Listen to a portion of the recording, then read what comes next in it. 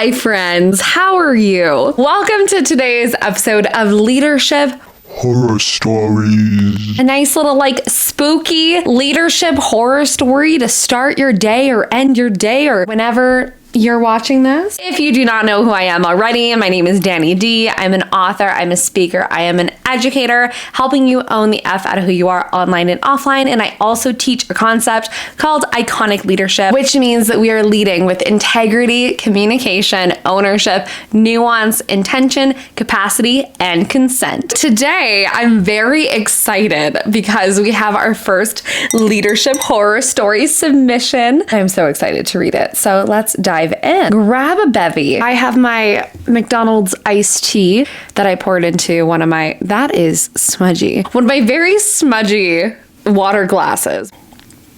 As always, anything that you need, I will put the links to below, including my merch. This is my I'm here to take up space sweater. And for my birthday month, because it is my birthday month, I am a Capricornius. So I decided to give you guys 20% off the Shop Like an Icon experience, which is my merch shop. So I will link that below. This is a DM I got and I'm pretty excited to read it. So let's get into it, friends. I worked for a health and weight loss app and they did mention that this app is just horrible in itself. And as many are, if you are not familiar with diet culture and how we are programmed to just hate our bodies, I would highly recommend doing some research on that. They were giving us such high caseloads.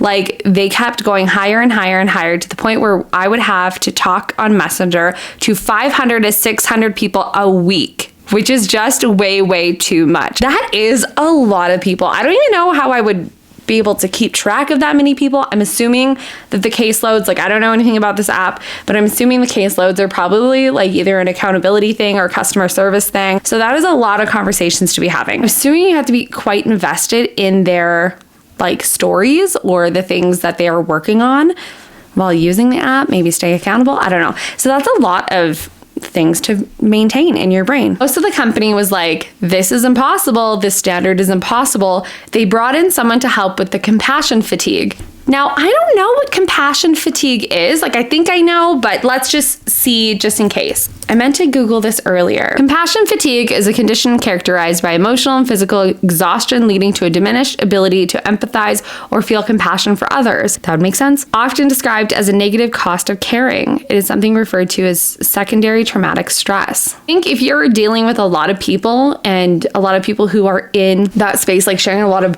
very probably personal details with themselves and really looking for support, someone on the customer service end or someone who might be an accountability person on the other end, that's a lot of people to be caring for. And this is even where a lot of, I will say, multi-level marketing companies who have distributors who are also supposed to be accountability partners, they have this idea of recruit, get as many people as physically possible while also keeping them accountable and learning about their lives and treating them as humans. And it's not a numbers game. People are people. Oh, it's really hard to maintain that much information and have that much compassion and hold that much space for people when there's in the hundreds. Because you're not going to give these people the best possible quality of support, and you're also not going to be taking care of yourself and your own capacity to be able to give that support. We're going to talk about capacity in a second. I'll keep reading for now. Now we know what compassion fatigue is. Friends, you learn a new thing every day. So now they've brought someone in from the outside to help with this. This person told us in order to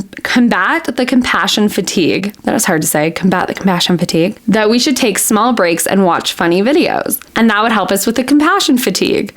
That's what the leadership hired, was someone to come in and tell us to watch funny cat videos. That's literally what this guy said.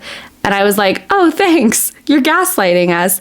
And quit 2 weeks later. I thought I'd share that with you because that's the epitome of what you're talking about in leadership. Yikes on bikes, friends. If there is an issue with the amount of work, the workload, if it is a capacity situation, whether that's emotional capacity, physical capacity, mental capacity, energetic capacity, all of the capacities, okay? If you're dealing with capacity and you're bringing someone in who is not saying, here's how you can lighten the load. They're saying, here's how I can add more to your load in a different energy, or here's how I can pour more into your cup, but it's just something else that I'm pouring into your cup. So for example, those cat videos even, like that's not going to be productive because you could only hold so much in the cup no matter what you're pouring into the cup. Someone saying, my cup is full, and you're like, oh, that's fine. It's full of coffee. Let me pour some orange juice in it. No matter what, it's going to spill over. It's going to make a mess. And what happens when it makes a mess? We're going to have to stop everything we're doing.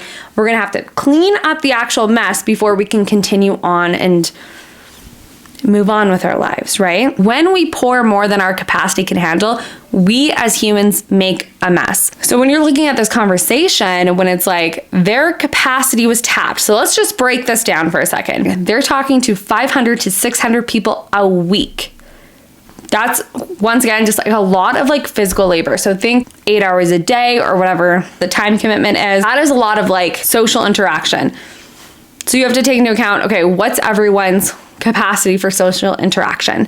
Then you also have to look at, okay, this is a company that is dealing with health, weight loss, probably a lot of diet culture, which means that they're probably dealing with like a lot of trauma tied to like body image and maybe different privilege when it comes to health, maybe some chronic illnesses and stuff like that. Are these people equipped for that? Like you have to think about how much you are actually demanding of the people who are on your team. And that's a lot, to the point where people are actually saying like, this is impossible. So I'm going to bring someone in, and maybe that person doesn't understand the full scope of the job. When companies bring me in, I'm very upfront with them to say like, okay, cool. What do you want? What is the outcome that you actually want? Because there are certain things that I can teach your staff over like a lunch and learn. There's certain things that I can teach the leadership over these different things. But if you want me to actually come in and implement real change, let me shadow for a couple days. Like, let me come in, sit and look at your employees, talk to them, like experience what they're experiencing to understand what is happening. The thing with that is that the company would have to compensate the person coming in for those shadowing hours or for that extra time. So is that company actually willing to spend the money to get a greater sense and understanding of their staff? I don't know. But you can only help so much with your perspective and your understanding if you're not going into the actual space, being in the trenches with these people, seeing what they're actually working with.